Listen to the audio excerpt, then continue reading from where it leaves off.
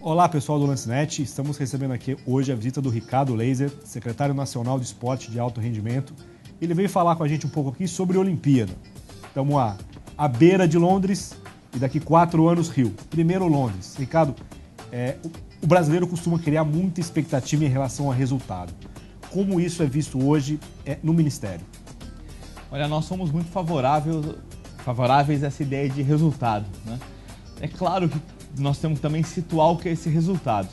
Eu acho que existem modalidades que você precisa observar o resultado, que é uma evolução, é fazer uma final olímpica. Existem modalidades que é ter uma medalha, né? Então você precisa também saber que resultado é esse, em que local, saber valorizar a evolução no ranking. Você está entre os principais, que é fazer uma final olímpica, e a medalha em si, o quantitativo também é importante. Então hoje o Ministério tem ideias, tem metas, tanto para 12 quanto principalmente para 2016. Agora, sempre também com um cuidado que existem os outros, né? O Brasil se prepara, mas os outros também se preparam. E aquilo que é o mais emocionante, o mais interessante no esporte é que erros acontecem, quer dizer, tem um desempenho esportivo individual na hora que dá esse grau de incerteza, que também é uma coisa que tem que ser considerada, né? Como executivo, você vê essa preparação para Londres como a melhor que o esporte brasileiro já teve? Não tem a menor dúvida, né? É a melhor, tanto em termos de recurso, que claro é importante, mas também em termos de aplicação desse recurso. Então hoje as iniciativas com equipes multidisciplinares, uma certa profissionalização dessa preparação dos atletas, né? Até você ter o Crystal Palace em Londres, servindo de base de apoio, tudo isso é uma grande evolução. A gente sempre diz que o brasileiro tem talento, a gente precisa dar as mesmas condições que os outros países dão para os seus atletas, para que o Brasil possa ter um papel nesse mundo olímpico diferente do que teve até agora. Eu acho que essa Olimpíada a gente vai se deparar com uma coisa interessante para o atleta. Há muito tempo não se via tanto apoio privado em ações específicas para determinados esportes, pensando a longo prazo. Você vê isso com bons olhos? O que você imagina que vai melhorar até para o próximo ciclo olímpico? É excelente, né? Ainda tem muita coisa também baseada na lei de incentivo. Muito desse recurso privado ainda é um recurso incentivado de governo. Mas o que é importante para nós é essa experiência que essas empresas têm com o marketing esportivo, com investimento em atletas. Esse é um movimento que a gente vê que pode ser mais duradouro, pode ser interessante. Porque hoje ainda há uma concentração muito grande do financiamento estatal, principalmente do governo federal, né? Principalmente no nível estadual, acho que a gente poderia avançar um pouco mais nesse apoio ao atleta. E no privado, então, ainda tem um mundo muito grande. A gente espera que com Copa, com Jogos Olímpicos, além de ter, claro, um pico, mas que ao final desses eventos você ainda tenha criado uma cultura de patrocínio privado que permaneça num patamar interessante. E muito do que a gente está vendo hoje é esportes com menos recurso, com menos resultado, sendo brindado nesse tipo de ação. Você vê o ciclismo no Live Right, você vê as ações do boxe com a Paula, com a Petrobras. Você vê muita gente ali que esqueceu um pouco ali que o Brasil é uma monocultura do futebol, ou que o vôlei tem apoio e os outros não. Claro. Você acha que vai chegar um ponto que todas as confederações vão poder dizer estamos bem assessoradas, estamos respaldadas por patrocínio e agora é a nossa hora de mostrar que a gente pode dar resultado? Eu acho que o objetivo é esse. É claro que você sempre vai ter modalidades que são as suas especialidades, onde você tem mais tradição no país, né? Mas, por outro lado, você vê, por exemplo, um canoagem, tem uma quantidade de medalhas grandes, como tem a luta, como tem o tiro, como tem o ciclismo. Então, você pode ainda no Brasil, sem ter uma centralidade para o ciclismo, mas você pode pensar em ter em algum momento 1 ou 2 medalhas, dentro da quantidade. Muitas modalidades dão 40, 50 medalhas. Vou falar 1 ou 2, não quer dizer que o Brasil virou uma grande potência, por exemplo, no ciclismo ou no tiro.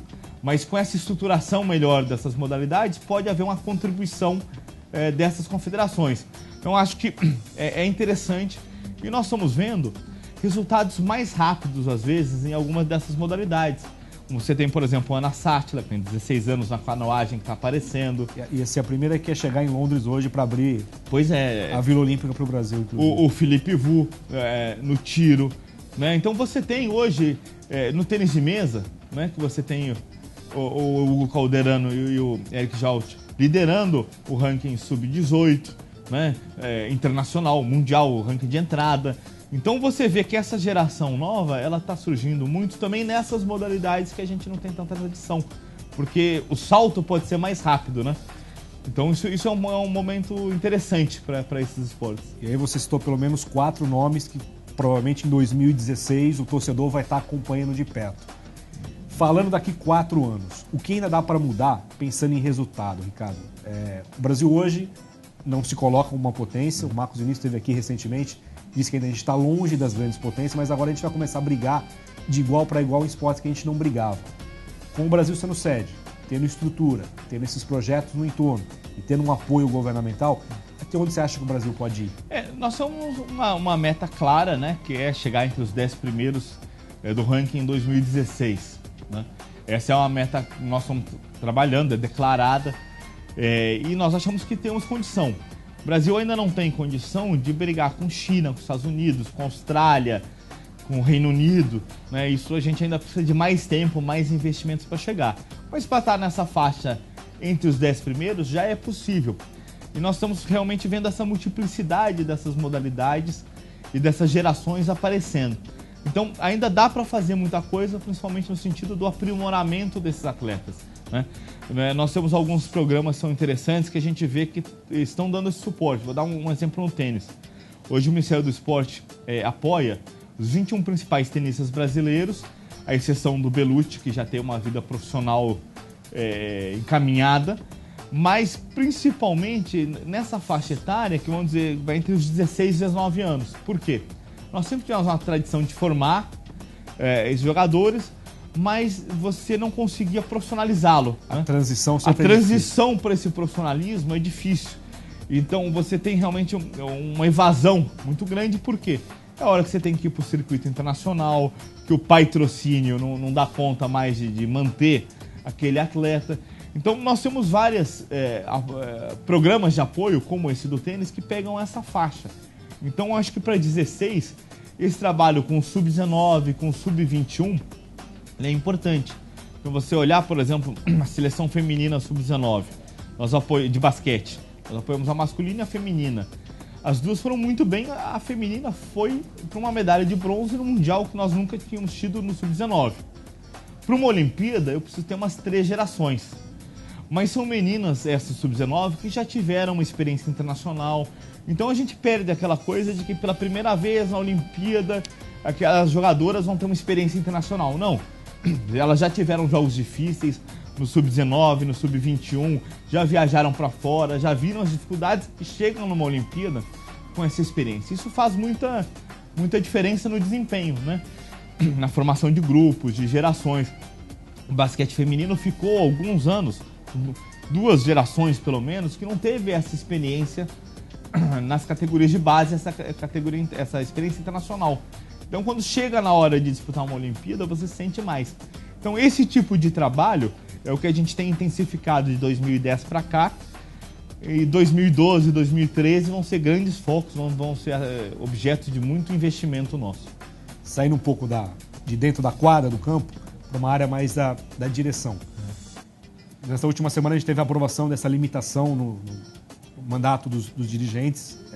Uma briga antiga, muita gente defende que ficar mais tempo ajuda. O Nussmann chegou até a dizer que se ele não tivesse no cargo no COB, talvez a Olimpíada não tivesse vindo ao Rio, é um ponto de vista. A gente vê nas federações a perpetuação de pessoas por muito tempo. Você acha que esse é um ponto para a gente dar um salto até na profissionalização das nossas cabeças pensantes das federações? Cara? Não, com certeza. Essa modernização da gestão e da governança das entidades é importante. Nós não gostamos só de deixar nesse foco do mandato. A limitação do mandato é um tema importante, não só pela gestão da federação, da confederação.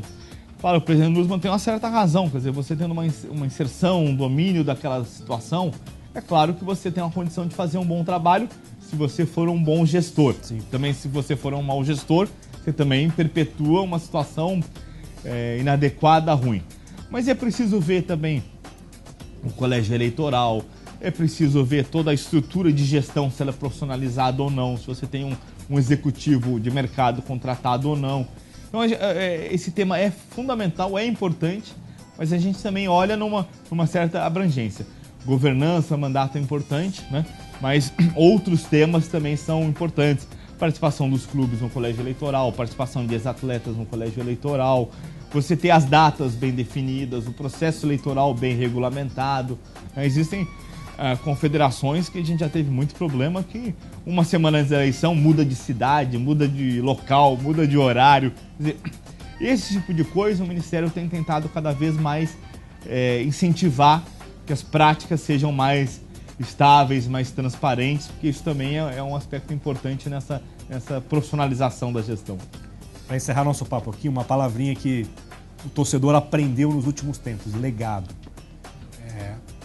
O PAN deixou um pouco a desejar em algumas coisas, a gente teve até essa semana esse assunto do velódromo, tem que ser destruído, não vai, o prefeito até defende que ainda possa não ser, mas não é uma instalação que consegue receber uma competição olímpica.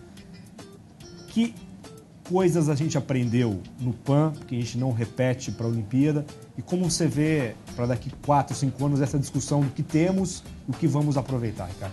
Eu tenho uma visão um pouco diferente na avaliação do PAN, né? É claro que nós cometemos vários erros, foi um aprendizado, mas eu diria o seguinte: o legado do PAN foi enorme, foi muito grande. Por quê?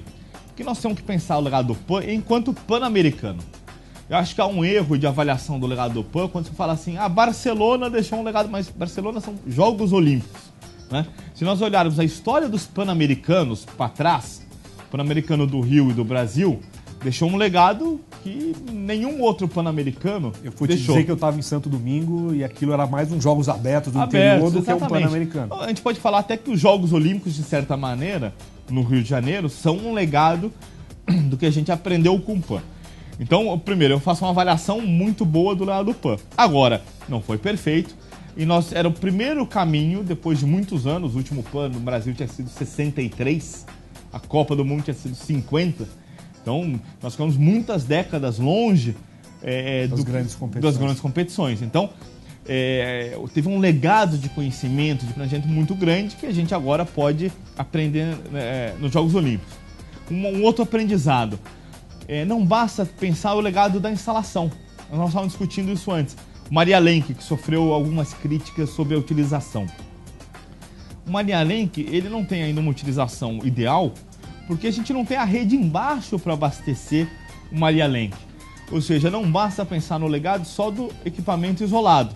Nós precisamos olhar o sistema inteiro daquela modalidade para que você tenha um caminho de alto rendimento que gere atletas que aí sim possam ir para o Maria Lenk. Porque o Maria Lenk, por exemplo, ele é inadequado para fazer uma iniciação de natação. Então eu devia ter muitos polos de iniciação, muitos polos de desenvolvimento, para aí poder ter uma quantidade de atletas de alto rendimento que realmente pudesse ocupar o Maria Lenk nesse... Você começa a peneirar para tentar ter um nível mais avançado. Então, no Pan-Americano a gente não pensava tanto essa distinção, porque a gente estava muito, muito longe ainda desse mundo.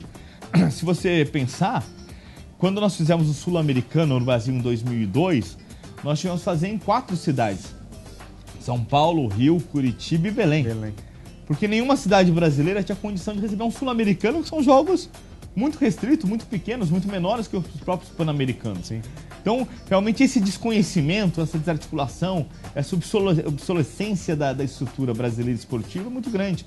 Então, pensar em rede é uma das coisas que nós aprendemos. Outra coisa importante que a gente conseguiu fazer um pouco na candidatura e está avançando é separar o pensamento da organização do evento com a do legado. A organização de eventos como o Pan-Americano, muito mais Jogos Olímpicos ou a Copa do Mundo, bota uma pressão sobre todos, sobre o governo, como organizador, que é muito grande para entrega. A própria mídia, ela nos cobra muito mais disso, né? O estádio vai estar pronto, o aeroporto, a coisa para operação.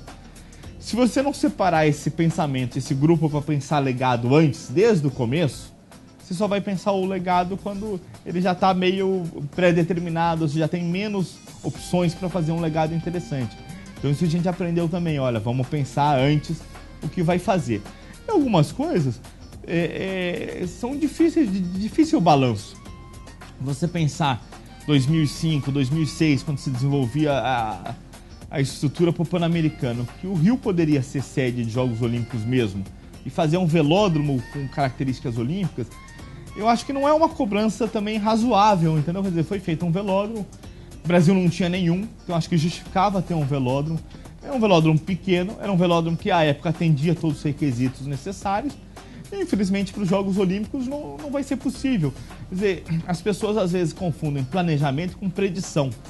É muito difícil você vai saber exatamente o que vai acontecer no futuro. Então, eu acho que a decisão do velódromo naquela época ela foi racional. Racional em termos de ter uma instalação permanente, pequena, entendeu? Para começar um desenvolvimento, ter uma única pista certificada no Brasil, foi uma decisão racional. Agora, para Jogos Olímpicos, a situação é outra. Muda-se o patamar. De patamar, não faria nenhum sentido, naquele estágio de desenvolvimento do Brasil, fazer um velódromo que atendesse Jogos Olímpicos naquela época. Um velódromo, em termos de capacidade de público, 3 vezes maior, com requisitos muito mais caros do que aquele do Pan-Americano. Então, certas questões também precisam ser balanceadas. E o que o Ministério do Esporte está propondo nesse caso, a estrutura que ele foi construída é uma estrutura metálica, toda desmontável. Então, o que nós estamos propondo com a Prefeitura do Rio é remontá-lo em outro lugar. Vai sair uma fração do custo de um novo e você passa a ter 2. Então, a gente não vê esse problema como um grande plano de legado. Eu acho que é um certo exagero. Superdimensionado. Até pela dimensão do velódromo. Um velódromo de 14 milhões. Nós estamos falando de estádios para a Copa que custam 600 milhões, R$1 bilhão. Estamos falando de uma instalação muito pequena e que pode ser reaproveitada, né? E desse ponto de vista, foi, digamos, uma tecnologia construtiva que foi adotada que permite isso, né? Não é de alvenaria, metálico, você desmonta, aproveita grande parte daquele material. Então eu não vejo isso como um grande problema de legado. Pelo contrário, eu acho que ali as decisões foram tomadas de uma racionalidade extrema com os dados que você tinha no momento, né? Claro. Pessoal, aqui quero agradecer ao Ricardo Laser, que deu essa entrevista pra gente na véspera da Olimpíada. A expectativa já começa a crescer, todo mundo começa ali a anotar, esse aqui vai ganhar medalha, aquele não vai. A torcida, principalmente, né? Cada um tá com a sua listinha, o Ministério tem a sua, o CORB tem o seu, as confederações têm o seu. Depois disso, acho que a gente vai chegar, vai sentar, vai analisar, foi bom para não foi. E acho que o caminho que o Brasil está criando para pavimentar ser uma potência, não tão grande quanto a americana, a chinesa, mas acho que o caminho está sendo feito. As condições estão sendo dadas e agora a gente tem que aproveitar a chance, acertar, errar, aprender com os erros e daqui para frente ter um caminho melhor para futuras gerações. Talvez a gente não veja, né, Ricardo? Mas os nossos filhos, os nossos netos, talvez vão estar colhendo frutos muito à frente do que a gente está. Olha, eu até acredito que a nossa geração vai ver um grande salto, né? Mesmo se a gente olhar na história, o Brasil teve de mais ou menos 10 mil e poucas medalhas que um país poderia ganhar nos Jogos Olímpicos como um todo. O Brasil tem 91 medalhas. É muito pouco. Nos últimos anos, essa concentração dessas 91 medalhas é muito grande. Eu acho que essa curva ela continua e se estabelece. Qual o patamar que ela vai chegar, isso a gente ainda não sabe. O que é mais importante é que tem uma grande janela que se abriu, né? O Brasil, com Copa do Mundo de futebol, com Jogos Olímpicos, está dando outra atenção e outra importância ao esporte e está exposto às melhores práticas do mundo. Isso a gente aprendeu com o Pan-Americano, com Copa do Mundo, com Jogos Olímpicos. Hoje a gente sabe o que tem de mais moderno no Brasil que está sendo feito. As confederações, os clubes estão procurando essas boas práticas. Então essa janela está aberta. O que nós vamos ter é competência, seriedade para trilhar durante 4, 8, 12 anos esse caminho. Se a gente conseguir fazer isso, nós vamos ver com certeza essa evolução do esporte no Brasil muito concretamente. E vai ser bom para todo mundo. Com certeza. Ricardo, obrigado. Pessoal, valeu pela audiência. E quem quiser continuar acompanhando a Olimpíada, Lance, Lancinete, TV Lance, tá chegando a hora. Valeu, até mais.